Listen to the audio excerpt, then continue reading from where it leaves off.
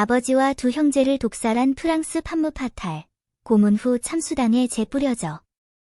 파리의 어느 귀족 여성이 아버지와 두 형제를 차례로 독살했고, 심지어 병원의 환자들에게 독극물을 시험하기도 했습니다.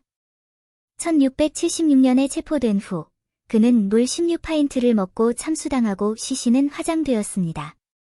그녀의 죽음은 유럽을 충격에 빠뜨린 중독 사건의 촉발 원인이 되었다. 귀족 여성의 몰락. 1630년 파리의 어느 여름 오후, 도베르 가문에서 여자아이가 태어났습니다. 이 아이의 이름은 마리 마들렌 마르그리트 도베르였습니다. 그의 아버지 앙투안 도베르는 높은 권력의 직책을 지녔습니다. 파리의 민사 판사, 국왕의 고문, 프랑스 광산 감독관 등 도베르 가문은 파리 상류사회에서 두각을 나타냈습니다. 그의 어머니인 마리 오리에는 저명한 가문 출신이었고, 그의 형인 장 자크 오리에는 생 슐피스 수도회를 창설한 유명한 사제였습니다. 부유한 가문, 고귀한 혈통, 아름답고 지적인 메리는 고귀한 여성이 누릴 수 있는 모든 장점을 갖추고 있습니다. 어린 시절의 그림자가 이 소녀에게 일찍부터 드리워져 있었습니다. 메리는 이후 자백에서 7살 때 성폭행을 당했다고 시인했습니다. 더욱 충격적인 것은 그녀가 동생 앙투안과 근친 상간 관계를 가졌다는 사실도 인정했는데, 앙투안은 나중에 그녀의 독살로 사망했습니다. 1651년, 마리는 21세의 나이로 앙투안 고베를랭 브레인빌리의 후작과 결혼했습니다. 전형적인 정략 결혼이었다. 신랑은 노르망디 연대에서 복무했고, 그의 가족 재산은 80만 리브르에 달했다. 결혼 생활은 행복을 가져다 주지 못했습니다. 브렌빌리의 후작은 도박에 중독되어 빚더미에 앉아 있었고, 빚을 피하기 위해 자주 외출했습니다. 마리는 텅 빈 집에 홀로 남겨져 우울하고 불행했습니다. 1659년에 운명의 전환점이 찾아왔습니다. 그녀의 남편은 마리에게 그의 좋은 친구를 소개했습니다. 그는 기병대의 고댕드 생트 크루아 대위였습니다. 세인트 크루아는 잘생기고 우아하며 그의 성격은 그녀의 지루한 남편과 극명한 대조를 이룹니다. 메리는 곧 그 남자에게 반했고 두 사람은 열렬한 연애 관계를 시작했습니다. 이 사랑은 감춰지지 않았다. 생트 크루아는 브랭빌리의 가문의 집을 자주 방문하며 마리에게 애정을 쏟았다. 남편은 이를 눈감았는데 그 이유는 그가 여주인을 자유롭게 쫓아다닐 수 있었기 때문이다. 파리 귀족 계층의 규모는 작았지만 소문은 금세 상류 계층 전체로 퍼졌습니다. 사람들은 도베르 가문의 딸이 명예가 실추된 장교와 불륜을 저지르고 있다는 이야기를 하고 있었습니다. 앙투안 신부는 굴욕감을 느꼈습니다. 도베르 가문의 수장으로서 그는 가문의 명예를 지켜야 할 의무가 있었습니다. 그는 파리의 민사판사로서 자신의 딸의 행동이 도시에서 웃음거리가 되는 것을 용납할 수 없었습니다. 그녀의 아버지는 딸에게 관계를 끝내라고 거듭 권했지만 메리는 그의 말을 무시했습니다. 그녀는 열정에 휩싸여 어떤 조언도 듣지 않았습니다. 1663년 5월, 더 이상 참을 수 없었던 아버지는 결정을 내렸습니다. 그는 자신의 지위를 이용해 왕실 체포영장을 신청하고 생트크루아를 바스티오 감옥에 가두었습니다. 메리는 극도로 화가 났습니다. 그녀의 아버지는 그녀의 사랑을 깨뜨렸을 뿐만 아니라 권력을 이용해 그녀의 연인을 억압하기까지 했습니다. 증오의 씨앗이 바로 이 순간에 심어졌습니다. 그녀는 복수하기로 결심했다. 복수 계획의 준비. 바스티유는 두꺼운 돌담과 철창으로 둘러싸인 음침한 감옥이었다. 생트크루아는 그곳에 수감되어 온갖 범죄자들과 함께 살았다. 운명은 치명적인 만남을 마련했다. 생트크루아의 세포 이웃은 악명 높은 이탈리아 마야광 엑실리였다. 이 신비한 인물은 스웨덴의 크리스티나 여왕을 위해 일했으며 다양한 독을 만드는데 능숙하다고 전해진다. 밤이 깊어지자 두 사람은 이야기를 나누기 시작했습니다. 엑실리는 생크루아에게 독을 만드는 비법을 전수했습니다. 즉, 원료를 선택하는 방법, 복용량을 조절하는 방법, 그리고 피해자가 자신도 모르게 중독되어 죽게 만드는 방법 등을 전수했습니다. 생트크루아는 영리한 사람이었고 그는 이러한 기술을 빨리 터득했으며 감옥에서 풀려난 후 복수를 계획하기 시작했습니다. 1663년 생트크루아는 석방되었습니다. 그는 마리와 재회했고 두 사람의 사랑은 전보다 더욱 강렬해졌습니다. 공통된 증오심이 두 사람을 하나로 묶었습니다. 생트크루아는 복수 계획을 실행에 옮기기 시작했습니다. 그는 연금술사 자격증을 신청하고 파리에 연금술 공방을 열었습니다. 명목상으로는 연금술을 공부하고 있었지만 실제로는 다양한 독을 만들고 있었던 것이다. 왕의 약사는 세인트 크로이의 기술 지원을 제공했습니다. 이 궁정 약사들은 가장 진보된 화학 지식을 보유하고 있었으며 무색, 무추이고 감지하기 어려운 독극물을 조제할 수 있었습니다. 마리는 생트크로아의 가장 유능한 조수가 되었습니다. 그녀는 다양한 독극물을 구별하는 법을 배우고 독살 시기와 용량을 완벽하게 숙지했습니다. 게다가 그녀는 귀족 신분이라는 위장을 하고 있었기 때문에 의심을 받지 않고 목표물에 접근할 수 있었습니다. 공식적인 조치를 취하기 전에 먼저 독의 효과를 테스트해야 합니다. 마리는 파리의 자선병원을 자주 이용하기 시작했습니다. 그녀는 자선이라는 명목으로 환자들에게 사탕, 쿠키, 와인을 가져다 주었다. 이 선의의 선물에는 독이 들어 있었다. 환자들은 완전히 무방비 상태였습니다. 그들은 아름답고 친절한 고귀한 부인에게 고마움을 느꼈고 그녀가 가져온 음식을 기쁘게 먹었습니다. 몇 시간 만에 많은 사람들이 죽었습니다. 의사들은 의심할 여지가 없었다. 그들은 죽어가는 환자들이었고 죽음은 피할 수 없는 일이었다. 그 온화하고 아름다운 고귀한 여인이 실제로 그들의 살인자라고 생각하는 사람은 아무도 없었을 것이다. 메리는 독극물 실험을 하는 동안 약 10명의 무고한 환자를 살해한 것으로 추정됩니다. 이 불쌍한 환자들은 그녀의 실험의 희생자가 되었습니다. 실험은 성공적이었습니다. 독의 효과가 검증되었고 독살 기법도 완벽해졌습니다. 마리와 생트크로아는 진짜 적에게 주의를 돌리기 시작했습니다. 1666년에 복수가 시작되었습니다. 연쇄 독살 사건의 실행. 1666년 봄, 파리의 도베르 가문에서 가슴 아픈 사건이 발생했습니다. 가문의 수장인 앙투안 도베르가 갑자기 병에 걸린 것입니다. 66세의 이 노인은 항상 건강이 좋았고 거의 아프지 않았습니다. 이번에는 증상이 이상했습니다. 복통, 구토, 설사, 그리고 간헐적인 경련까지. 의사는 악성체액이라고 진단하고 표준 약물을 처방했습니다. 메리는 효심 깊은 딸처럼 행동했습니다.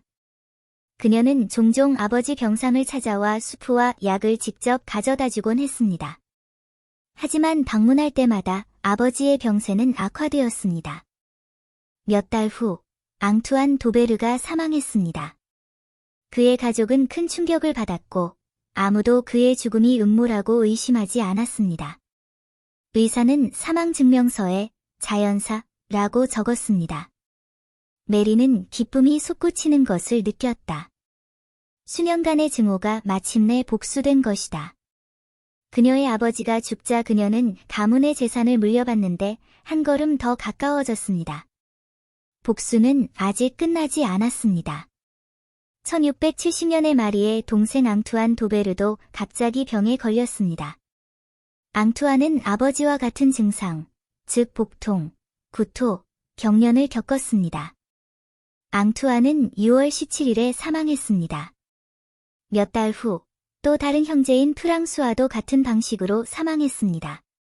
두 명의 건장한 젊은이가 잇따라 죽자 가족 중 일부는 의심을 품기 시작했습니다. 프랑수아의 미망인 마리 테레즈는 부검을 요청했습니다. 부검 결과 사망자의 내장 색깔이 비정상적으로 변한 것으로 드러났습니다. 검시관은 중독을 의심했지만 의사들은 악성체액으로 인한 사망이라고 주장했습니다. 마리 테레즈는 이 결론을 믿지 않았습니다. 그녀는 도베르 가문에서 나와 마리와 거리를 두었습니다. 그녀는 위험을 알고 있었고 다음 희생자가 되는 것을 막기 위해 자신을 보호하고 싶었습니다. 마리의 평판은 악화되기 시작했고 그녀가 위험한 여성이라는 소문이 파리 사회에 퍼졌습니다. 저명한 사교계 명사였던 세빈의 부인은 편지에 이렇게 썼습니다. 브랭빌리의 부인의 남편은 해독제를 가지고 있어서 아직 살아있습니다. 메리는 심지어 자신의 딸을 독살하려고도 했지만 마지막 순간에 그녀의 양심이 깨어나 딸에게 해독제를 주어 생명을 구했습니다. 생트크루아는 불안해지기 시작했습니다. 연쇄 살인 사건으로 두 사람은 대중의 비난을 받았고 만약 계속된다면 언젠가는 그들의 죄가 드러날 것이 뻔했다. 두 사람의 관계는 점점 소원해지기 시작했다. 1672년 7월, 예상치 못한 사건이 모든 것을 바꾸어 놓았습니다. 생트크루아는 연금술 작업장에서 갑자기 사망했습니다. 소문에 따르면 그는 이를 준비하는 동안 실수로 독가스를 흡입했다고 하지만 실제로는 장기간의 병으로 사망했습니다. 생트크루아는 유언장도 상속인도 남기지 않았습니다. 법적 절차에 따라 당국은 그의 재산을 조사해야 합니다. 재고를 조사하던 중 직원은 붉은 가죽 상자를 발견했는데 상자에는 브랑빌리의 부인이 죽을 때까지 열지 마시오 라는 글이 적혀 있었습니다. 상자가 열렸다. 안에는 마리가 생트크루아에게 보낸 9통의 연애 편지가 들어있었는데 독살 계획을 자세히 적고 있었다. 또한 독약병도 여러 개 있었고 마리가 서명한 3만 리브르의 차용증도 있었습니다. 증거는 확실하고 반박할 수 없습니다. 1675년에 그녀에 대한 체포영장이 발부되었습니다. 메리는 이미 해외로 도피한 상태였습니다. 재판, 고문, 처형. 메리의 탈출 경로는 분명했습니다. 먼저 영국, 그 다음 네덜란드, 마지막으로 리에주 근처의 수도원에 숨었습니다. 그녀는 수녀원이 안전한 피난처라고 생각했지만 틀렸습니다. 1675년 자신을 사제라고 주장하는 한 남자가 수도원에 찾아왔습니다. 그는 마리아에게 남다른 관심을 보였고 마리아와 긴 대화를 나누곤 했습니다. 메리는 이 따뜻함에 감동하여 이 사제에게 자신의 내면의 비밀을 털어놓았습니다. 이 사제는 프랑스 경찰의 잠복요원이다. 1675년 3월, 마리는 체포되어 프랑스로 압송되었고 이는 파리에서 큰 반향을 일으켰습니다. 이 사건에는 고위 귀족들이 연루되었고 독살과 간통 등 여러 가지 충격적인 음모가 얽혀 있었습니다. 이 사건은 즉시 도시에서 큰 화제가 되었습니다. 판사들은 엄청난 압력에 직면했고 루이 14세는 직접 이 사건에 개입하여 엄중한 처벌을 요구했습니다. 상류층 사람들은 모두 중독 확산을 걱정했습니다. 재판은 극도로 가혹했습니다. 마리는 자신의 무죄를 주장하며 모든 범죄가 생트크루아의 계획에 의한 것이라고 주장했습니다. 그녀는 법정에서 생크루아는 겉보기에 덕이 있는 사람이었지만 내면은 세상에서 가장 어둡고 혐오스러운 영혼을 가진 사람이었습니다. 라고 말했습니다. 판사는 그녀의 변론을 믿지 않았다. 증거는 압도적이었다. 연애편지, 독극물병, 목격자, 피해자의 증상 등 모든 것이 그녀를 주범으로 지목하고 있었다. 1676년 7월 16일, 판결이 내려졌고 메리는 사형을 선고받았습니다. 프랑스 법에 따르면 처형되기 전에 마리는 고문을 당하고 다른 공범자들을 자백하도록 강요당했습니다. 7월 17일 아침, 형벌이 시작되었습니다. 메리는 고문 의자에 묶였고 사형 집행인은 깔때기를 통해 강제로 물을 마시게 했습니다. 1파인트, 2파인트, 3파인트. 물이 계속해서 그녀의 배에 쏟아졌습니다. 심한 복통, 호흡곤란, 전신경련. 메리의 몸은 극심한 고통을 겪고 있었습니다. 16파인트의 물을 마신 후 그녀는 마침내 자신의 모든 범죄를 자백했습니다. 그날 오후 7시에 처형이 시작되었고 메리는 똥수레에 실려 거리를 행진했습니다. 파리 시민들은 거리에 줄을 서서 지켜보며 이 사악한 여자를 큰 소리로 저주했습니다. 노트르담 앞에서 메리는 무릎을 꿇고 큰 소리로 자신의 죄를 고백해야 했습니다. 그녀는 아버지와 두 형제를 독살하고 여동생을 독살하려 했으며 수많은 병원 환자를 살해한 사실을 인정했습니다. 그 후 마리는 그레브 광장으로 끌려갔는데 그곳에서 사형 집행인이 도끼를 휘두르자 그녀의 머리가 땅바닥으로 떨어졌습니다. 시신은 즉시 불 속에 던져져 소각되었습니다. 유명한 세빈의 부인은 편지에 이렇게 썼습니다. 브랭빌리의 부인은 이제 공중으로 흩어지고 있습니다. 메리의 죽음은 아직 끝나지 않았습니다. 그녀의 사건은 프랑스 역사상 가장 큰 정치적 숙청 중 하나인 독극물 사건의 촉발 원인이 되었습니다. 경찰서장은 그런 귀족 가문의 사람이 그런 범죄를 저지를 수 있다면 다른 귀족들도 비슷한 범죄에 연루될 가능성이 있다고 생각했습니다. 점쟁이, 연금술사, 사기꾼을 체포하는 대대적인 수색이 시작되었습니다. 경찰은 파리의 암흑가에서 광범위한 독살 및 살인 네트워크를 밝혀냈습니다. 가장 유명한 것은 라바산 사건이다. 이 여성은 많은 귀족들에게 독극물과 마녀사냥 서비스를 제공했으며 심지어 루이 14세에 대한 암살 음모에도 연루되었습니다. 1677년에서 1682년 사이에 프랑스 귀족 36명이 처형되었습니다. 수많은 사람들이 해외로 도피했고 그보다 더 많은 사람들이 파멸했습니다. 프랑스 귀족 전체가 공황에 빠졌습니다.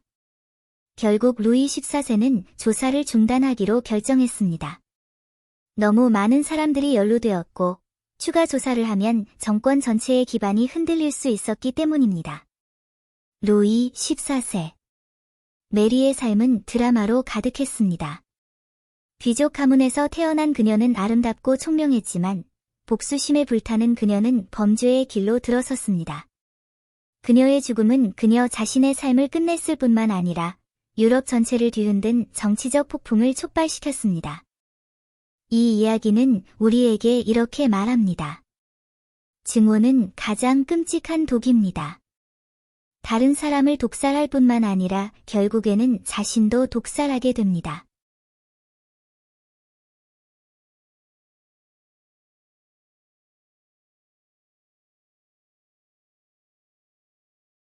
다이애나 왕세자비의 어머니 프랜시스는 9년 동안 6번이나 임신했고 남편을 속이고 결국 홀로 세상을 떠났습니다. 프랜시스는 5명의 아이를 낳았고 2명을 죽였습니다. 그녀는 한때 웨스트민스터 사원에서 결혼한 가장 어린 신부였으며 스코틀랜드의 버려진 섬에 있는 벽돌집에서 사망했습니다. 그녀의 생모는 법정에서 그녀가 어머니가 될 자격이 없다고 고소했고 그녀의 막내딸은 공주가 된 후에도 그녀와 말을 걸기를 거부했습니다. 귀족 결혼의 다산 악몽. 18세의 프랜시스는 흰 웨딩드레스를 입고 웨스트민스터 사원에 섰습니다. 엘리자베스 2세 여왕이 관람석에 앉아 계셨습니다. 신랑인 존 스펜서 자작은 여왕보다 12살이 많고 그의 가문은 500년의 역사를 자랑합니다. 프랜시스의 아버지는 페르모이 남작이었고 어머니 로즈는 왕대비의 시녀장이었습니다. 두 사람은 완벽한 짝이었고 모두가 행복했습니다. 프랜시스는 결혼한 지 5년 만에 2딸을 낳았습니다. 압박감이 커졌습니다. 스펜서 가문은 남자 후계자가 필요했습니다. 프랜시스는 계속해서 임신을 했고 배가 부풀었다 가라앉았다 했습니다. 아기 존이 태어나자 모두 안도의 한숨을 내쉬었습니다. 살아있는 아들이었으니까요. 10시간 후 아기는 폐질환으로 사망했습니다. 프랜시스는 곧 다시 임신을 하게 되었는데 이번에는 아기가 만삭이 되기 전에 유산을 했습니다. 그녀는 가족에게 그 사실을 숨겼습니다. 23세의 그녀는 산부인과 의사를 만나게 되었고 의사는 그녀를 고장난 기계처럼 진찰하고 약을 처방하고 조언을 해주었습니다. 그녀는 자신이 실패자라고 느꼈다. 남편의 성격이 점점 더 나빠지고 있어요. 막내딸 다이애나는 나중에 이렇게 회상했습니다. 그녀의 아버지는 그녀의 어머니를 때렸고, 그녀는 문 뒤에 숨어서 그녀의 어머니가 울고 있는 것을 보았습니다. 칼럼니스트 페니 주너는 인터뷰를 통해 존이 폭력적인 경향이 있다는 사실을 알게 되었고, 프랜시스는 집에서 멀리 떨어져 있는 것이 더 안전할 것이라고 생각했습니다. 다이애나가 태어났고, 또 다른 딸이 태어났습니다. 3년 후, 찰스가 남자아이로 태어났고, 임무는 완수되었습니다. 프랜시스의 막내 아들 찰스는 몇 년 후 한 인터뷰에서 이렇게 말했습니다. 우리 엄마는 엄마가 될 자격이 없어요. 엄마가 될 수 없어요. 이 문장에는 원망이 없고 단지 진술만 있습니다. 18세에 결혼한 한 소녀는 남편의 폭력과 아이를 낳으라는 압박으로 인해 어머니가 될 수 없는 엄마가 되었습니다. 그녀는 아이들에게 생명은 주었지만 따뜻함은 주지 않았습니다. 장녀와 차녀는 기숙학교에 보내졌고, 막내딸 다이애나와 아들 찰스는 집에 남아 부모님의 다툼을 지켜보았습니다. 집은 크고 분위기는 차분해요. 프랜시스는 매일 아침 사랑하지 않는 남편, 돌봐야 할 4명의 아이들, 그리고 귀족의 아내라는 사실을 마주하며 깨어납니다. 그녀는 호박 속에 갇힌 곤충과 같았습니다. 그 자리에 고정되어 움직일 수 없었습니다. 그녀가 피터 샨드 키드를 만날 때까지. 저녁 식사 자리에서 호주 벽지 재벌의 상속인이 그녀에게 말을 걸었고 그녀는 미소를 지었다. 그녀는 나중에 그것이 첫눈에 반한 것은 아니지만 그저 두 사람이 서로를 웃게 만들 수 있었던 것뿐이라고 인정했습니다. 프랜시스는 오랫동안 웃지 않았고 이 웃음은 탈출 신호였다. 어머니에게 배신당한 후 양육권 싸움. 프랜시스는 짐을 챙겨 다이애나와 찰스와 함께 런던으로 이사했습니다. 5살 다이애나는 무슨 일이 벌어지고 있는지 이해할 수 없었습니다. 엄마는 곧 다시 보러 오겠다고 했습니다. 어린 소녀는 매일 아침부터 해질녘까지 현관 앞에 앉아 기다렸지만 아무도 오지 않았습니다. 오빠 찰스는 복도에서 울었고 그의 울음소리는 멀리서까지 들렸습니다.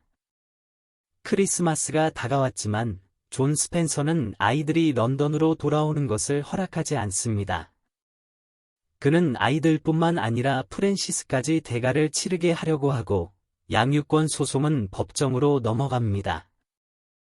법정에는 프랜시스의 어머니, 루스 페르모이 남작 부인이 앉아 있었습니다.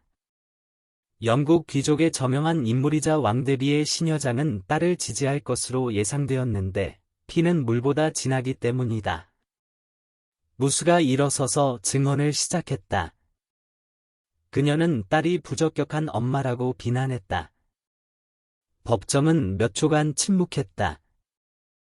무대의 논리는 명확했다. 딸이 귀족 남편을 버리고 유부남과 달아났다는 것은 부도덕한 짓이었다. 하지만 존 스펜서는 자작이자 미래의 백작이었고 자녀들은 아버지를 따라야만 존엄성을 유지할 수 있었습니다. 프랜시스는 패소했고 판사는 존에게 4자녀의 양육권을 부여했습니다. 언론은 그녀에게 몰려들어 도망자, 간통녀, 결혼 파괴자라는 딱지를 붙였습니다. 피터의 전처 제니든 이혼 소송 중에 프랜시스를 공개적으로 다른 여자라고 불렀습니다. 프랜시스는 피터와 결혼하여 스코틀랜드의 세일 섬으로 이사했습니다. 오반의 작은 마을에서 10km 떨어진 18세기 농가. 그녀는 런던의 주목, 어머니의 시선, 그리고 4자녀에게서 물러났습니다. 섬에서의 삶은 매우 조용합니다. 프랜시스는 기념품 가게를 열어 관광 기념품을 팔았습니다. 그녀와 피터는 양을 키웠고 몇 달 동안 호주에 있는 농장에서 살다가 다시 원래 생활로 돌아왔습니다. 귀족적 지위에 대한 부담도 없고 아이를 낳아야 한다는 압박도 없고 폭력적인 남편도 없습니다. 자유의 대가는 아이를 잃는 것이었고 다이애나는 자라서 기숙학교에 다녔습니다. 그녀는 어머니를 거의 보지 못했고 볼 때도 분위기가 어색했습니다. 버려진 딸과 수치의 기둥에 못 박힌 어머니, 두 사람은 무슨 말을 해야 할지 모르고 함께 앉아 있었습니다. 그의 아버지 존은 소설가 바바라 카틀랜드의 딸인 레네와 재혼했습니다. 계모는 집에서 독선적이었고 아이들은 그녀에게 산성비라는 별명을 붙였습니다. 다이애나는 계모를 미워했지만 어머니에게 돌아갈 수가 없었습니다. 프랜시스는 셀섬에서 바다를 바라보며 바람 소리를 들었다. 그녀는 자유를 외로움과 맞바꿨다. 모녀 관계의 지속적인 갈등. 다이애나의 약혼 소식으로 프랜시스의 평화로운 삶은 끝났습니다. 막내딸은 찰스 왕세자와 결혼하여 공주가 될 예정이다. 기자들은 셀섬에 모여서 사진을 찍고 질문을 하고 오래된 이야기를 찾아냈습니다. 프랜시스는 다이애나의 어머니로서 대중 앞에 나서야 했고 결혼식 날 그녀는 울었습니다. 다이애나는 나중에 전기 작가에게 이렇게 말했습니다. 저는 압박감을 느꼈습니다. 그녀는 계속 울면서 감당할 수 없다고 말했습니다. 저는 매우 실망했습니다. 신부는 어머니의 지지가 필요하지만 돌아오는 건 눈물과 나약함 뿐이다. 결혼 후 다이애나는 4년 동안 어머니와 말을 하지 않았다. 그녀는 어머니는 정말 미치게 만드세요 라고 말했다. 프랜시스는 시월 섬으로 돌아와 자신의 삶을 이어갔습니다. 피터는 바람을 피우기 시작했고 결혼한 지 19년 만에 피터는 더 어린 여자를 만났고 프랜시스는 다시 버려졌습니다. 그녀의 첫 번째 남편은 폭력과 무관심으로 그녀를 쫓아냈고 두 번째 남편은 배신으로 그녀를 떠났습니다. 이혼 후 피터는 프랑스 여성 마리 피에르와 결혼했습니다. 프랜시스는 농가에서 혼자 살았고 선물 가게를 닫고 가톨릭으로 개종했습니다. 그녀는 5번 대성당에서 자원봉사를 하며 성경을 낭독하고 신부를 위해 간식을 준비했고 정기적으로 루르드를 방문하여 병자들을 돌보았습니다. 음주 문제가 심각해지자 그녀는 음주운전으로 적발되어 면허가 취소되었습니다.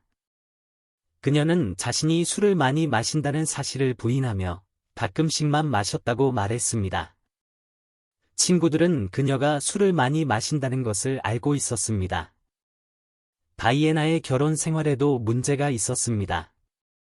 공주는 자신의 우울증과 폭식증, 그리고 찰스의 불륜에 대해 공개적으로 이야기했고, 언론은 이를 광범위하게 보도했습니다.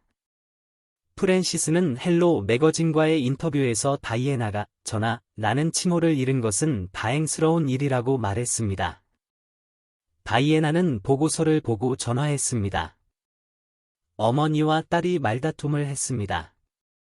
전화 저편에서 딸은 격노했고 어머니는 모호한 변명을 늘어놓았습니다. 버틀러 폴 버렐은 나중에 다이애나가 전화에 대고 소리 지르더니 전화를 끊는 소리를 들었다고 회상했습니다.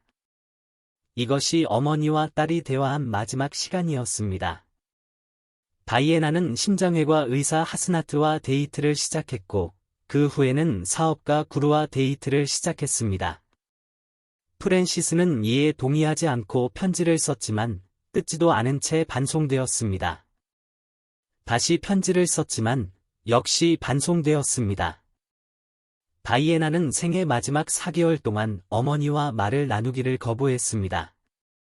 프랜시스는 파리 터널에서 차가 추락했을 때 라세르 섬에 있었습니다. 전화가 왔고 누군가 그녀에게 말했습니다. 따님이 돌아가셨습니다. 장례식에서 프랜시스는 군중 속에 서서 관을 바라보며 문 앞에서 자신을 기다리고 있던 어린 소녀를 생각했습니다. 평생을 기다린 끝에 제가 얻은 것은 장례식이었습니다. 셀섬의 외로운 노년. 프랜시스는 매년 같은 해변에 갔는데 다이애나 기일에는 혼자 차를 몰고 해변에 앉아 부서지는 파도를 바라보곤 했습니다. 신호도 없고 기자의 전화도 없었고 신경 쓸 사람도 없었습니다. 그녀는 친구에게 이렇게 말했습니다. 때때로 나는 다이애나만이 평화롭게 쉬고 있는 것 같은 기분이 들어요. 살아남은 사람들은 여전히 견뎌내고 있으며 셀섬에서의 삶은 점점 더 어려워지고 있습니다. 프랜시스는 황무한 정원이 있는 벽돌 방갈로에 살았고 멀리 보이는 바다 풍경만이 장관이었습니다. 그녀는 귀족 저택에서 태어나 이 외딴 섬에서 죽었습니다. 두 극단 사이에는 굴곡진 삶이 있었습니다. 그녀는 집 밖으로 거의 나가지 않았고 가끔 오번에 가서 식료품을 사고 미사에 참석했습니다. 도널드 맥케이 신부는 그녀를 기억하며 그녀가 항상 청소를 돕는 첫 번째 사람이었고 방문객에게 차를 제공하는 첫 번째 사람이었다고 말했습니다. 그녀는 일하는 것을 좋아하고 일할 때는 그런 것들에 대해 생각할 필요가 없습니다. 5번에서 교통사고가 발생했습니다. 프랜시스는 길가에 부딪혀 병원으로 이송되었습니다. 그녀는 목숨을 건졌지만 차는 폐차되었습니다. 경찰이 그녀를 신문하러 왔을 때 그녀는 어떻게 차를 들이받았는지 기억이 나지 않는다고 말했습니다. 친구들은 그녀가 당시 술을 많이 마셨다는 것을 알고 있었습니다. 다이애나의 집사인 폴 버렐이 공주의 소지품을 훔쳤다는 혐의를 받았고 프랜시스가 법정에서 증언해야 했기 때문에 런던으로의 여행이 최종적인 사실로 밝혀졌습니다. 법정에서 변호사는 그녀에게 이렇게 물었습니다. 당신과 딸의 관계는 무엇입니까? 그녀는 고개를 숙이고 말했다. 우리는 지난 4개월 동안 서로 말을 하지 않았어요. 그녀가 집으로 돌아왔을 때 10만 파운드 상당의 보석이 도난당한 것을 발견했습니다. 파킨슨병과 뇌암은 동시에 발생했습니다. 그녀의 건강은 날로 악화되고 있었다. 프랜시스는 창가에 앉아 이웃들이 오가는 모습을 지켜보았다. 셀섬 주민들은 그녀에게 정중하게 대하며 거리를 두었다. 아무도 이 여자를 이해하지 못했고 그녀가 무슨 생각을 하는지 아무도 몰랐다. 도널드 신부가 마지막 동반자가 되었습니다. 그는 그녀를 정기적으로 방문하고 교회 문제에 대해 이야기하고 그녀의 기도를 들어주었습니다. 프랜시스의 믿음은 더욱 강해졌습니다. 아니, 오히려 그녀에게는 붙잡을 무언가가 필요했습니다. 그 마지막 날, 도널드는 그녀 곁에 있었습니다. 마지막 의식이 거행된 후, 프랜시스는 눈을 감았습니다. 그녀는 전 남편 존이 죽었을 때와 같은 나이인 68세의 첫째 아들과 막내딸을 묻었고, 이제 그녀의 차례가 되었습니다. 장례식은 5번의 세인트 쿨럼바 대성당에서 거행되었습니다. 윌리엄 왕자는 연단에 서서 성경의 한 구절을 낭독했는데 그의 목소리는 약간 떨렸다. 해리 왕자는 검은색 정장을 입고 머리를 짧게 자른 채 아프리카에서 돌아왔다. 찰스 왕세자는 레이건 대통령의 국장에 참석하기 위해 워싱턴에 있었기 때문에 참석하지 않았습니다. 장례식에는 600명이 참석했고 시얼 지역 주민들은 교회 밖에 줄을 섰습니다. 그들은 수십 년 동안 함께 살았던 이웃, 다이애나 왕세자비의 어머니에게 작별 인사를 했습니다. 그녀는 귀족 가문에서 태어나 무인도의 방갈로에서 죽었습니다. 프랜시스는 5번의 페니풀 묘지에 묻혔습니다. 그녀의 이름은 별다른 장식 없이 묘비에 새겨졌습니다. 그녀의 인생은 마치 긴 망명 생활과 같았습니다. 웨스트민스터 사원에서의 결혼식으로 시작해서 세러스트 섬에서의 장례식으로 끝났습니다. 그 사이에 2번의 파견과 4명의 소원해진 아이들, 그리고 어린 나이에 세상을 떠난 딸이 있습니다. 그녀는 자유를 추구했고 그에 따른 대가를 치렀습니다. 그녀는 아이들을 사랑했지만 그들을 잃었습니다. 그녀는 어머니에게 배신당했고 남편에게 버림받았으며 딸에게 버림받았습니다. 그는 결국 신부 한 명만이 곁에 있는 외딴 섬에서 죽었습니다. 이게 프랜시스의 삶이다. 동화도, 구원도 없이 오직 선택과 대가만 있을 뿐이다. 그녀는 폭력적인 결혼 생활에서 벗어나기로 했고, 그 대가로 아이를 잃었습니다. 그녀는 사랑을 선택했고, 그 대가로 사회에서 멸시를 받았습니다. 그녀는 자유를 선택했고, 그 대가로 인생이 끝날 때까지 혼자 살아야 했습니다. 모든 선택은 합리적이며, 모든 가격은 현실적입니다. 셀섬의 바람이 묘지와 텅 빈 벽돌집을 가로질러 불었고, 창문은 여전히 열려 있었고 정원은 여전히 텅 비어 있었습니다. 파도가 해 아래 부딪히며 끊임없이 밀려왔다. 역사상 가장 사악한 저주시, 단 4줄, 더러운 단어 하나 없지만 수십만 명의 남자를 저주했습니다. 시 한 편, 4문장, 더러운 단어 하나 없지만 14만 명의 남자들이 부끄러움을 느꼈습니다. 이 시를 쓴 사람은 실제로 깊은 궁궐에 사는 여자였습니다. 청두에 재능 있는 여성들. 성이 폐이인 화루이 부인은 청성 출신으로 어렸을 때부터 시를 쓸 수 있었습니다. 그녀의 시는 우아하고 세련된 것이 아니라 대대로 전승될 만한 작품들이었습니다. 멍창은 그녀를 처음 본 순간 깜짝 놀랐다. 미모 때문만은 아니었지만 입만 열면 시를 짓고 글을 쓸 수 있었기에 더욱 그랬다. 음악, 체스, 서예, 그림에 능통했고 대화에서도 그 해박함이 여실히 드러났다. 이런 여자는 깊은 궁궐에서는 매우 드물다. 멍창은 그녀의 이름을 해비라고 지었다. 그녀는 목화와 모란을 좋아했기 때문에 멍창은 청두에 이 두 꽃을 대규모로 심도록 명령했습니다. 그는 당시에 이렇게 자랑하기도 했습니다. 로양의 모란은 천하 제일입니다. 앞으로 청두의 모란을 로양의 제일로 만들겠습니다. 그 이후로 청두는 푸릉시라는 또 다른 이름을 갖게 되었고, 이 이름은 오늘날까지 사용되고 있습니다. 화루이 부인은 궁궐에서 100편이 넘는 시를 지었습니다. 시녀들의 옷차림, 황제의 일상생활, 축제와 제사 등 일상적인 일들을 소재로 했습니다. 화려한 단어는 없고 그저 평범한 묘사로만 가득했습니다. 후대의 역사가들은 이 시들을 자신들의 눈으로 직접 목격했기 때문에 역사적 자료로 연구했습니다. 불행히도 맹창은 좋은 군주가 아니었습니다. 초기에는 나라를 다스리는 데 힘썼고 물보존 사업을 건설했으며 농업과 양잠에 주력하여 백성들이 잘 살 수 있도록 했습니다. 슈는 풍요로운 땅이었습니다. 당시 쌀 한두에 세 푼밖에 안 듣는 말이 있을 정도였는데 식량이 이렇게 싼 것은 풍년을 상징하는 것이었습니다. 후에 그는 변에 쾌락에 탐닉하기 시작했습니다. 그의 요강에는 7가지 보석이 박혀 있었고 칠보 소변기라고 불렸습니다. 그의 하렘에는 수천 명의 미녀가 있었고 그는 매일 노래하고 춤을 추었습니다. 국정 업무요? 문제 없습니다. 국경 방어도 문제 없습니다. 화루이 부인은 이 모든 것을 보고 불안했다. 하지만 후궁으로서 무슨 말을 할 수 있겠는가?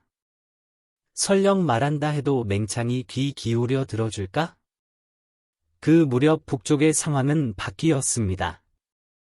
조광유는 송나라를 건국하고 점차 천하를 통일했습니다. 위험이 다가오고 있습니다. 66일간의 붕괴. 송나라 군대가 재빨리 도착했습니다.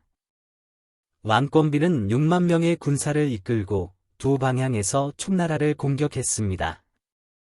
총나라의 수비 병력은 겨우 14만 명뿐이었습니다. 논리적으로 보면 수비하는 쪽이 유리합니다. 총로는 가파르고 수비는 쉽지만 공격은 어렵습니다. 200의 총로는 어렵고 하늘로 오르는 것보다 는 말은 헛되지 않습니다. 전쟁은 단 66일간 지속되었고 66일 만에 후수는 파괴되었습니다. 맹창은 성벽에 백기를 개양하고 항복을 선언했습니다. 14만 명의 수비군은 단 한 번의 전투도 치르지 않고 무기를 내려놓았습니다. 어떤 사람들은 송나라 군대가 너무 강했기 때문이라고 말한다. 하지만 진실은 무엇일까요? 맹창은 스스로 이렇게 분명히 말했습니다. 아버지와 저는 40년 동안 학생들에게 좋은 음식과 옷을 제공해 왔지만 적들이 쳐들어왔을 때 그들은 저에게 화살 한 발도 동쪽으로 쏘아주지 못했습니다. 40년 동안 군대를 키웠지만 그들은 화살 한 번 쏘아본 적이 없습니다. 내가 사정을 못하는 것이 아니라 그를 위해 사정하고 싶지 않은 거야. 요강에 보석을 박아 넣은 황제, 감각적 쾌락에만 빠져드는 통치자가 있다면 누가 그를 위해 목숨을 걸겠습니까? 맹장, 화로 부인, 그리고 후촉의 대신들이 개봉으로 끌려갔다. 그 과정에서 청도 시민들이 거리에 줄지어 서서 그를 배웅하며 울부짖었다. 그들은 청도에서 수백 킬로미터 떨어진 제네이 현까지 이송되었습니다. 어떤 사람들은 울다가 기절하기도 했습니다. 사람들은 무엇 때문에 울고 있었을까? 맹창 본인 때문일까? 꼭 그런 건 아니다. 그들은 조국이 곧 함락될 것 같아서 울고 있었고, 새 주인이 자신들을 어떻게 대할지 몰라 울고 있었다. 맹창은 개봉에 도착하여 진공으로 임명되었습니다. 표면적으로는 좋은 대우를 받았지만 7일 후 그는 47세의 나이로 갑자기 사망했습니다. 역사서에는 다양한 기록이 있습니다. 어떤 기록은 그가 우울증으로 사망했다고 하고 어떤 기록은 독살되었다고 합니다. 어쨌든 그의 사망 원인은 여전히 미스터리로 남아 있습니다. 화루이 부인은 어떻게 해야 할까? 조광인은 그녀가 재능이 있고 아름답다는 소문을 오래전부터 듣고 이 전설적인 여성을 만나고 싶어 했습니다. 그래서 그는 계략을 꾸며 맹창의 가족들에게 후한상을 내리고 궁궐로 와서 감사를 표하도록 했다. 이렇게 하여 화루이 부인을 정당하게 만날 수 있었다. 조광인은 그녀를 처음 보았을 때 정말 놀랐다. 하지만 그는 황제이므로 자신의 위엄을 유지해야 합니다. 그러고는 화제를 돌려 그녀를 비난하기 시작했다. 아름다움이 재앙을 가져온다고들 하죠. 당신은 당신의 아름다움에 의지해 멍청이 정사를 소홀히 하게 하고 나라를 망치게 했잖아요. 당신의 죄목은 무엇입니까? 꽤 가혹한 말씀이네요. 국가의 멸망에 대한 책임을 여성에게 직접 전가하는 것이다. 28단어 반격. 화루이 부인은 당황하지 않고 고개를 들어 조광음을 바라보며 뜻이 분명한 한마디로 대답했다. 군주는 군사와 정치를 장악했지만 나라를 다스리고 군대를 강화하지는 못했다. 오히려 음탕한 쾌락에 빠져 그 책임을 후궁의 여인들에게 전가하려 했다. 도대체 무슨 논리일까? 이 한 문장이 조광인을 당황하게 했다. 하지만 조광음은 만만치 않았다. 화루이 부인이 시를 쓸 수 있다는 말을 듣고 총나라의 멸망을 주제로 한 시를 당장 지어달라고 부탁했다. 이것은 함정이다. 글을 잘 못 쓰면 그저 명성에 불과하다는 증거일 뿐이고 너무 잘 쓰면 새 주인의 기분을 상하게 할 것이다. 특히 총나라 멸망이라는 제목을 어떻게 쓰겠는가? 너무 애절하고 분기하면 고향을 그리워하며 죽음을 맞이하는 것처럼 보일 것이다. 너무 아첨하면 줏대 없는 사람으로 보일 것이다. 화루이 부인은 주저하지 않았습니다. 그녀는 말하기 시작했습니다. 왕께서 성벽 위에 항복의 깃발을 개양하셨는데 궁궐 깊은 곳에서 어찌 그 사실을 알 수 있겠습니까? 140만 명의 병사가 갑옷을 벗었지만 그중 한 명도 사람이 아니었습니다. 시 사행 28자. 조광인은 시를 듣고 나서 아무 말도 하지 않았다. 이 시는 너무 잔인해요. 첫 문장은 간단명료합니다. 왕이 항복의 깃발을 올립니다. 평가는 없고 오직 사실만 진술합니다. 두 번째 문장은 결정적인 수입니다. 궁궐 깊은 곳에서 이걸 어떻게 알 수 있었겠어요? 그는 겉으로는 이렇게 말했다. 저는 궁궐 깊은 곳에 사는 여자인데 나라의 항복이라는 큰 사건을 어떻게 알 수 있겠습니까? 제가 실제로 말하고자 하는 것은 이겁니다. 국가 문제에 대한 결정을 내리는 건 결코 제가 할 일이 아니잖아요. 그럼 왜 여성에게 책임을 전가하는 거죠? 이 문장은 아름다운 여성이 문제의 근원이다 라는 모든 이론을 반박합니다. 세 번째와 네 번째 문장이 진짜 살인적인 문장입니다. 11만 4천 명의 군인이 갑옷을 벗었는데 그 가운데 한 명도 사람이 없었습니다. 14만 대 6만, 결국 모두가 항복했습니다. 저주받은 사람은 특정인이 아니었습니다. 무기를 내려놓은 모든 사람이 이 시에 의해 수치의 기둥에 못 박혔습니다. 너희는 남자가 아니야. 궁궐 깊은 곳에 있는 여자보다도 못한 놈들이지. 또 다른 뜻이 있단다. 송나라 군대의 강함을 칭송하는 거잖아. 겨우 6만 명만으로 14만 명을 항복시킬 수 있다고? 송나라 군대는 얼마나 강하냐? 조광음이 이를 듣고 매우 기뻐했는데 이는 시가 잘 쓰여졌을 뿐만 아니라 꾸중을 들어야 할 사람을 꾸짖고 체면을 세워준 시이기 때문이다. 이것은 칼날 위에서 춤을 추는 너무나 아름답게 춤을 추는 거장입니다. 후대 학자들은 이 시를 8단어로 평가했습니다. 무슨 용기인가? 무슨 충성심과 분노인가? 어떤 사람들은 이것이 두목의 역사시보다 더 강력한 28자 역사수필이라고 말하기도 한다. 무엇이 그렇게 좋은 걸까요? 단순히 감정을 토로하는 게 아니라 역사를 냉정하게 성찰하는 거죠. 그것은 질문을 던진다. 왜 나라는 멸망했는가? 여성 때문이 아니고 자연재해 때문이 아닙니다. 땅을 지켜야 할 사람들이 책임을 포기했기 때문입니다. 나라의 몰락은 결코 한 사람의 잘못이 아니라 모든 사람의 무행동의 결과입니다. 잊혀진 관점. 역사책에는 여성이 등장하는 경우가 거의 없는데 나라를 잃은 왕의 후궁은 더더욱 그렇습니다. 하지만 화루이 부인은 술을 끊었기 때문에 시를 써서 살아남았습니다. 그녀는 나라가 왜 망했는지 똑똑히 알고 있었다. 그것은 여자인 그녀 때문이 아니라 통치자들의 무능함과 병사들의 죽음에 대한 두려움 때문이었다. 그녀는 또한 자신의 상황을 명확하게 알고 있었습니다. 패배한 나라의 여성으로서 그녀는 아무런 발언권도 없었고 재난의 원인이라는 비난을 받았습니다. 그녀는 오직 자신의 결백을 증명할 수밖에 없었습니다. 그녀는 울며 자신을 변호하지 않고 시를 통해 진실을 명확하게 설명했습니다. 이것이 바로 재능의 힘입니다. 그녀는 힘은 없었지만 패는 있었고 28개의 단어로 반격을 완료하고 다른 관점을 제공했습니다. 여러 왕조를 통틀어 여자는 언제나 나라의 멸망에 대한 책임을 져야 했습니다. 대길, 보사, 서시, 양귀비.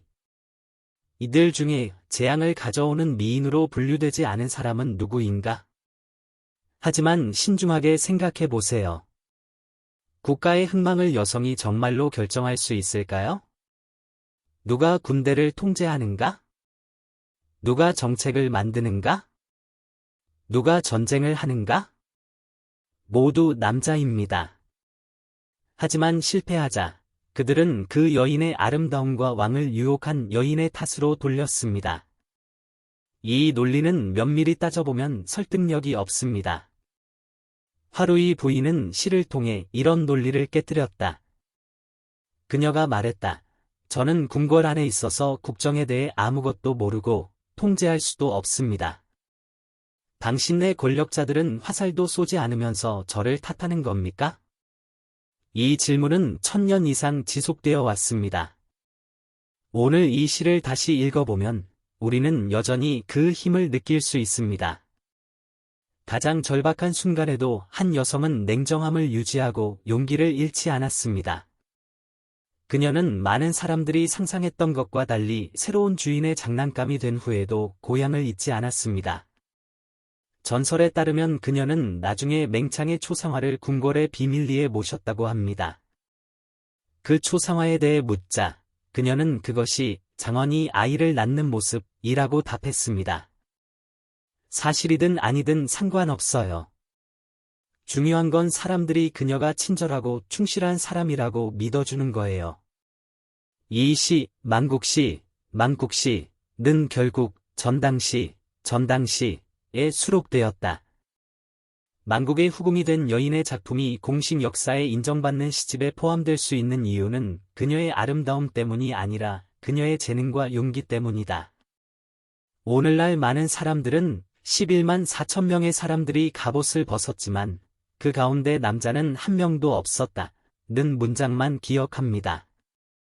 하지만 우리가 더욱 기억해야 할 것은 궁궐 깊은 곳에서 이걸 어떻게 알 수 있겠나 라는 문장입니다. 이것이 진정한 깨달음입니다. 자신의 위치와 문제의 근본 원인을 알아보세요. 자신에 대해 불평하거나 책임을 회피하지 말고 명확하게 말하세요. 그런 여성, 그런 시는 기억될 만한 가치가 있습니다.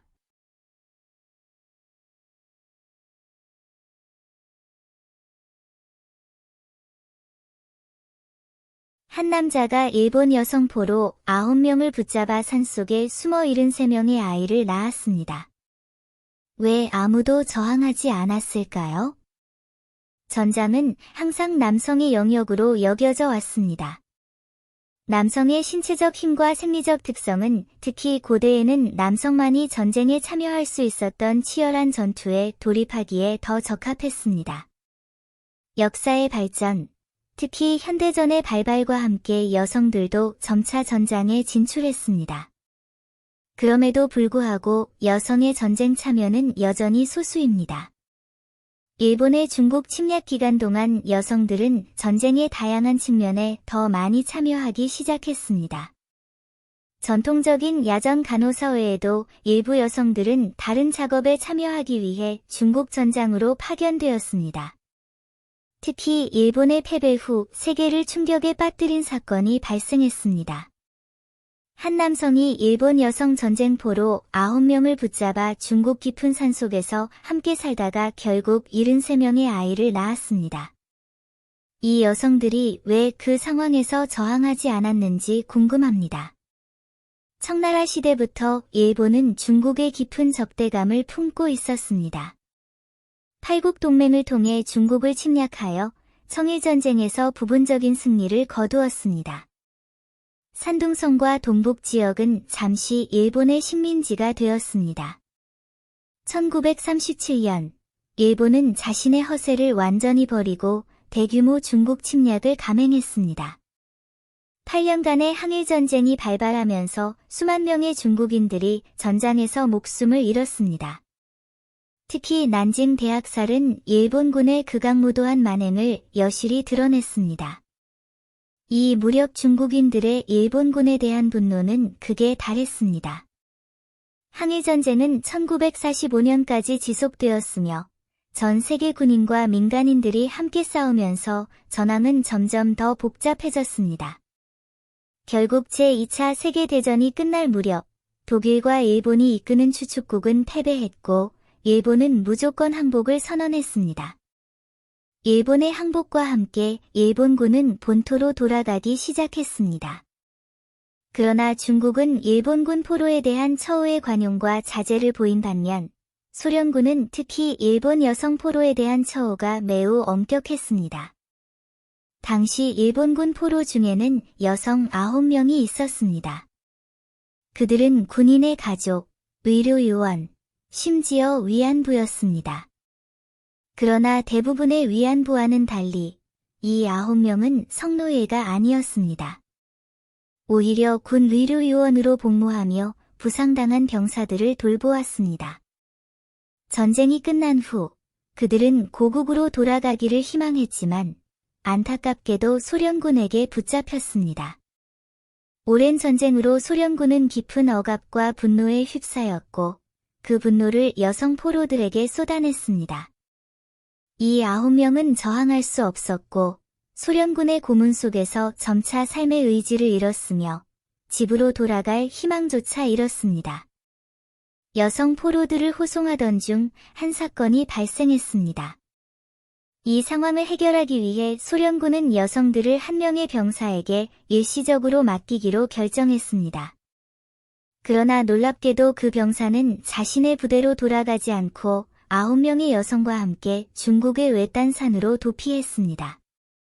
귀국 후 승진과 보상을 포기하고 외딴 산속에서 9명의 일본 여성과 함께 생활하기로 한 그의 결정은 매우 의외였습니다. 이 병사의 용기는 참으로 칭찬할 만하며 특히 9명의 일본 여성 포로를 저항 없이 설득하여 따르게 한 그의 능력은 더욱 그렇습니다. 깊은 산속에서 이 여성들은 점차 자신의 운명을 받아들였을 뿐만 아니라 그에게 73명의 자녀를 낳게 했습니다. 이 병사가 그들과 함께 살아남을 수 있었던 것은 그의 용기와 지혜뿐만 아니라 탈출 과정에서 챙겨온 풍부한 보급품 덕분이었습니다. 산속의 혹독한 환경에도 불구하고 그들은 굴하지 않고 싸웠습니다. 일본 여성 포로들의 반항적인 기질은 점차 약해졌고 일부는 군인들의 처지를 적극적으로 받아들이기 시작하여 점차 아내로 삼아 함께 살기 시작했습니다. 오랫동안 고립되어 있던 그들은 점차 원시적인 생활 방식에 적응했습니다.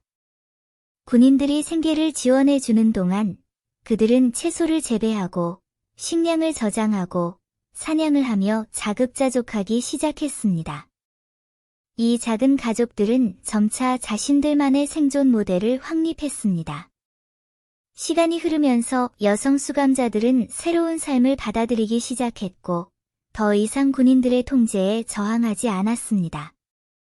또한 연기자욱한 전장에서는 삶과 죽음이 더 이상 확실하지 않으며 아무도 그런 환경으로 돌아가고 싶어 하지 않는다는 것을 깨달았습니다.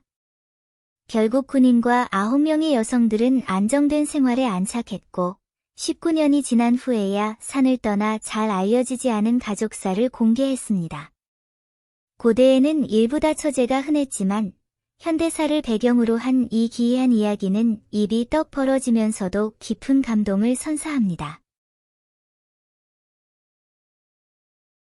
1995년 북한 제6군단이 반란을 일으켰습니다. 군 정보부는 왜 침묵했을까요? 비결은 무엇일까요? 1995년 4월, 조선인민군은 전 세계를 경악시켰습니다. 북한 동북부 함경북도에 주둔하고 있던 리진숙 정치위원이 이끄는 육군단이 남한으로의 망명을 준비하고 있었던 것입니다. 이 사건은 북한 내부에 엄청난 불안을 야기했을 뿐만 아니라 남북한 사이에도 중대한 위기를 초래했습니다. 제6군단은 왜 반란을 일으켰을까요? 전 세계를 충격에 빠뜨린 이 사건은 어떻게 마무리되었을까요? 북한의 전 고위 간부이자 노동당 비서였다가 남한으로 망명한 황장엽의 회고에 따르면 이 사건의 배후에는 당시의 역사적 맥락이 깊이 연관되어 있었습니다. 1. 조선인민군 제6군단의 배경 1950년에 창설된 제6군단은 한국전쟁 당시 괄목할 만한 성과를 거두었으며 현재까지도 매우 효과적인 부대로 남아 있습니다. 전쟁 후 제6군단은 북한 동북부 함경북도에 상주하여 북쪽 국경을 지키는 임무를 수행했습니다. 선군 정치를 고수하는 북한은 군대를 매우 중요하게 생각합니다. 조선노동당은 사탕 없이는 살 수 있어도 총알 없이는 살 수 없다 라고 명시적으로 주장합니다. 이 정책 하에서 북한의 경제는 발전하지 못했지만 군인들의 처우는 항상 호전되었습니다. 그러나 1990년대 초 소련의 붕괴로 북한은 가장 큰 경제 원조원을 잃고 경제는 마비되었습니다. 더욱이 북한은 미국의 지속적인 압력과 제재에 직면했고 미국은 여러 문제를 구실로 북한을 억압하며 북한의 곤경을 더욱 악화시켰습니다. 김일성 주석의 사망과 일련의 자연재해가 겹치면서 북한의 경제, 사회 여건은 급격히 악화되었습니다. 1995년에는 이례적인 홍수로 식량 생산량이 크게 감소하고 150억 달러의 경제적 손실이 발생했습니다. 2년간의 재난은 국내 경제 붕괴로 이어질 뻔했습니다. 2. 고난의 행군 정책과 반란의 전조. 북한은 경제적 어려움을 해결하기 위해 고난의 행군 정책을 시행하여 전 주민이 식량 생산에 집중하도록 촉구하고 군부대가 상업활동을 통해 임박한 물자 부족 문제를 해결하도록 했습니다. 육군단이 주둔하는 함경북도는 산악지대에 위치하여 농업 발전이 어려웠지만 광물 자원이 풍부하고 중러 국경과 인접하여 독보적인 무역지역으로 자리 잡았습니다. 제6군단은 지역 정부 및 군과 협력하여 외화와 식량을 대가로 중국과 러시아의 광물 자원을 수출했습니다. 시간이 지남에 따라 제6군단은 지역 관리들과 긴밀한 이해관계 동맹을 형성했습니다. 이러한 관계를 유지하기 위해 제6군단은 지역 안보기관들과도 협력하여 공동의 이익을 추구하는 강력한 공동체를 형성했습니다. 그러나 북한 김정일 국방위원장은 육군단의 행동이 중앙정부 정책과 어긋난다는 것을 깨닫고 군단을 장악하기 위한 조치를 취하기로 결정했습니다. 그는 김영춘을 육군단 사령관으로 파견하여 군수 무역을 단속하려 했습니다. 그러나 이러한 조치는 육군단 내부의 강력한 반발을 불러일으켰습니다. 리진숙 정치위원과 지방 간부들은 김영춘을 배제하기 위해 결집했고 심지어 그의 지시를 무시하기도 했습니다. 이진숙은 김영춘을 단순히 배제하는 데 만족하지 않고 망명을 계획하기로 결심했습니다. 김영삼 대통령과 비밀리에 소통하면서 그는 육군단 참모총장과 일부 사단장을 포함한 고위 군 간부들의 반란을 비밀리에 선동하여 망명 계획을 준비했습니다. 3. 이탈 계획과 실패. 1995년 4월, 이진숙과 남한의 관계는 더욱 긴밀해졌습니다. 김영삼 대통령은 이 계획을 접하고 기뻐했습니다. 육군단이 망명하면 북한의 군사력이 약화될 뿐만 아니라 국내 정세가 혼란스러워져 남한에 막대한 이익을 가져다 줄 것이라 믿었기 때문입니다. 김영삼 대통령은 남한이 그들을 지원하기 위해 군대를 파견하겠다고 약속했습니다. 그러나 이진숙의 탈북 계획을 첩보를 입수한 김용춘은 이를 북한 최고사령부에 즉시 보고했습니다. 김정일은 망설임 없이 4월 11일 심야 특공대를 파견하여 육군단 간부 여러 명을 체포하여 다른 지역으로 이동시켰습니다. 다음 날, 김용춘은 북한의 탈북 저지 성공을 공식 발표하고 탈북자 처형을 발표했습니다. 이진숙은 사건에서 탈출하여 남한으로 망명했습니다. 남한 정부는 이진숙의 신변을 보호하기 위해 신속히 신변보호 조치를 취했습니다. 남한에서 이진숙은 국가안보전략연구원 부원장으로 임명되었습니다. 그러나 김정일은 이에 경로하여 요원들을 보내 여러 차례 그를 암살하려 했습니다. 4. 이후의 영향과 개혁. 유사한 사건이 재발하지 않도록 북한은 군에 대한 대대적인 개혁을 단행했는데 특히 군인들의 사업권을 폐지했습니다. 그러나 이러한 개혁이 문제를 완전히 해결하지는 못했고 많은 고위 장교들이 다양한 방식으로 사업에 계속 관여했습니다. 북한군 내부에는 이후 10여 년간 유사한 부패 문제가 지속되었습니다. 1998년 북한은 사회보장부 부부장 리홍타이가 주도한 또 다른 군사 쿠데타를 경험했습니다. 이 사건의 근원 또한 군부의 사업 정책과 관련이 있었습니다. 김정일은 군에 대한 통제를 강화하고 군 내부의 반란이나 쿠데타를 방지하기 위해 특별 인민군 보안사령부를 설립했습니다. 5. 군 사업의 부정적 영향. 북한군의 상업활동 개입은 수많은 문제를 야기하여 사기를 저하시키고 점차 방향 감각을 상실하게 만들었습니다. 마찬가지로 베트남은 1986년 군부의 상업활동을 허용했지만 이 결정은 궁극적으로 군부가 국내 경제와 사회에 대한 통제력을 강화하고 여러 산업 분야에서 독점을 확립하는 결과를 초래했습니다. 이러한 관행은 군 장교들의 부패와 빈부격차 심화로 이어졌으며 이러한 문제는 오늘날까지도 해결되지 않고 있습니다.